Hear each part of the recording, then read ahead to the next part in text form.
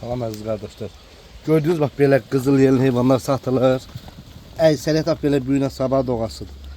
Görürsünüz hamısı da birinci, ikinci qarma. Bax bu cür heyvanlar əziz qardaşlar. Super heyvanlardır. Allah kim almaq istəsə Allah hemen qardaşlara xeyir versin. 500 baş heyvandır, 500 baş. Yəni əksəriyyət də xamışşək, 1-2 doğmuş. Görürsünüz bax bunlar. Görürsünüz. Hamısı belə yerin üstündə. Bax. Gün sabah doğası heyvanlardır. Əksəriyyəti yetiribdir. Əlaqə nömrəmiz səhifəmizdə var. Kim istəsə zəng eləyib əlaqə saxlaya bilər. Bax bunların hamısı birinci qarmaq. İkinci qarmaq. Bax görürsünüz. Super heyvanlar. Super vəziyyətlər. Bax belə. Maşallah olsun. Xamış şəhlər. Bax.